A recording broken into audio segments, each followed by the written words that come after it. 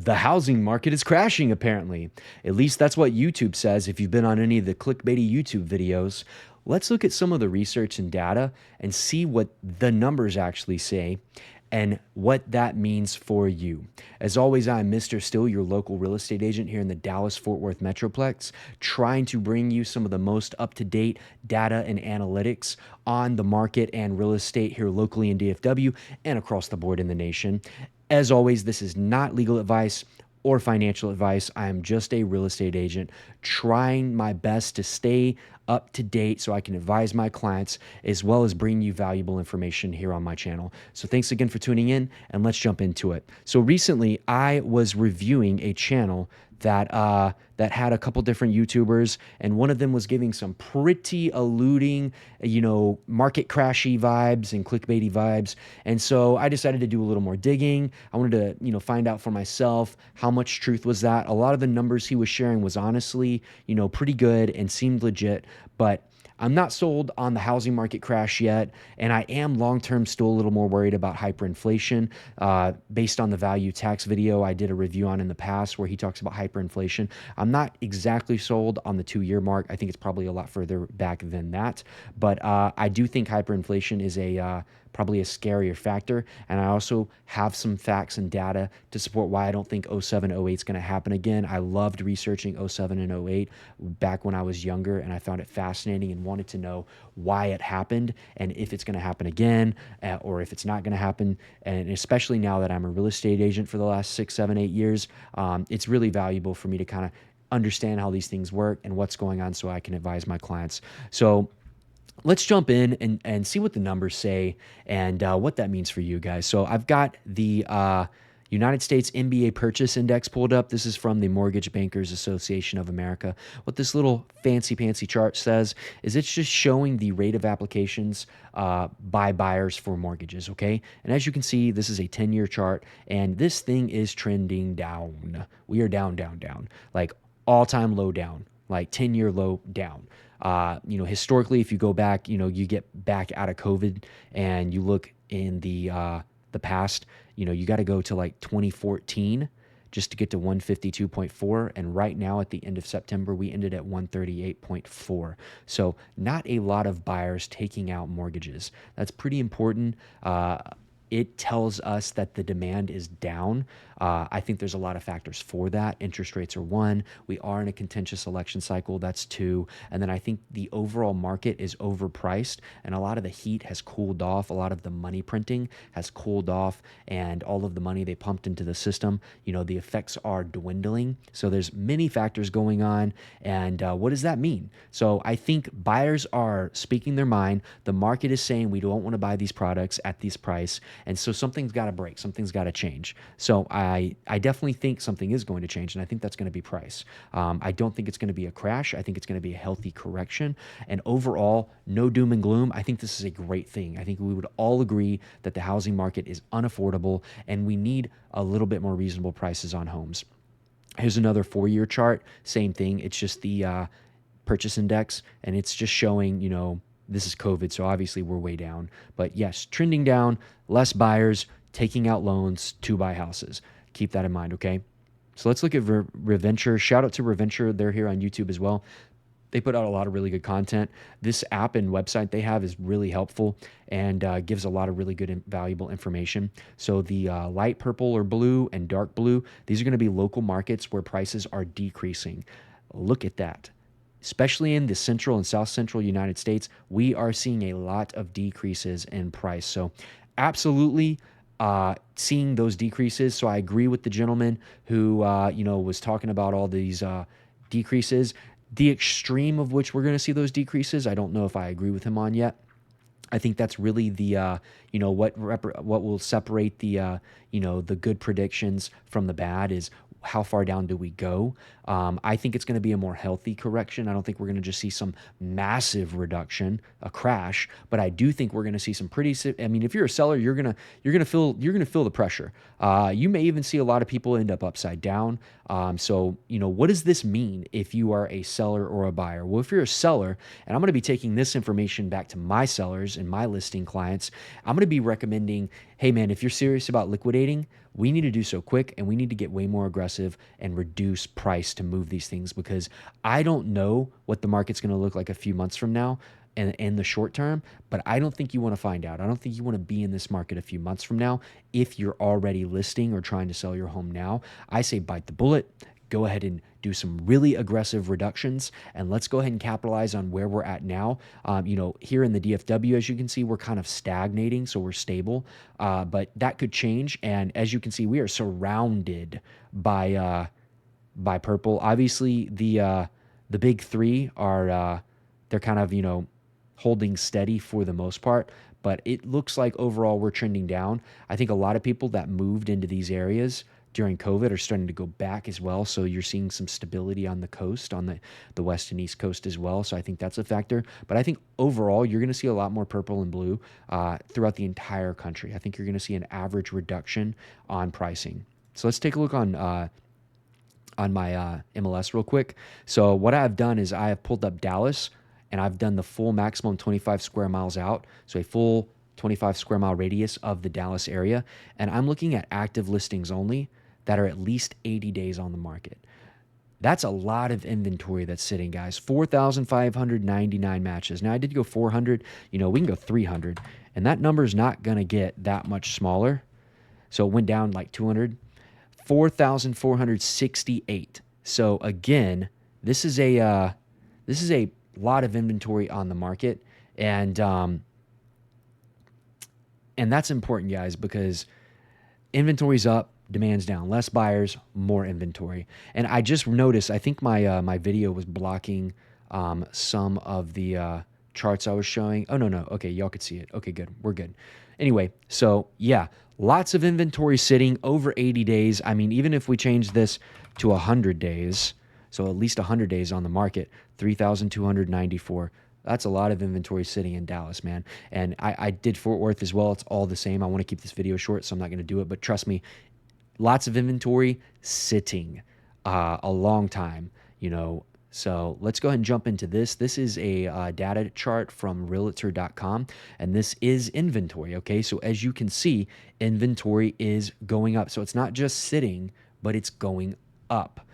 We are getting closer and closer to pre-pandemic levels of inventory.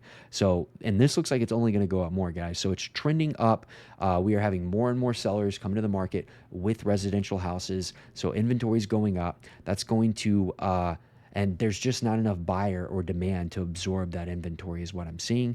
Now, if those two get extreme, that's when you see a crash. But I want to get into why I don't think we're going to see a crash for a few other reasons. One reason why I don't think we're going to see another 07, 08, we do have a little bit better regulation. I will agree, during the pandemic, there was a lot more looseness going on with the financing side of things. I'll give it to you, but it was just not what it was in 07, 08. Things were super loose, guys. Number two is leading up to the 07, 08, there was something that we're doing a lot of now that we hadn't done up until that point, which is money printing. We've done quantitative easing, 1, 2, 3, 4. I mean, oh my God. And what got us out of the 07, 08 was money printing. So that reinflated the bubble, pumped up prices, and we printed money. And so right now we've been doing a massive experiment of money printing. And chances are the next administration, regardless of who gets in, they're going to print money. So I think it's going to take some time for that to have an effect on the market, but I don't think we're going to see that crash because of that. I think they'll print our way out of this, and you're not going to see a massive crash. And so in the short term, I do think you're going to see a healthy correction. And so if you are considering buying, I think this is going to be a great time to jump into the market, get the asset, and then long term, my fears are more towards inflation. I don't know about hyperinflation. I did the value tax review where he talks about hyperinflation around the corner. I don't know if I don't know if it'll be hyperinflation. Maybe. Yeah, that's a concern. And I don't know if I agree necessarily with the 2 years. That seems pretty fast. But long term, I'm probably on team hyperinflation, or inflation at least. We're going to see that. And so how can you protect yourself against that? Well, on this downward trend as inventory is going up and prices are going down, you can jump into this market, put some of that money into assets, which will go up with inflation long term in the future when we experience more inflation, which we're already getting some of, but seems like it could get way worse.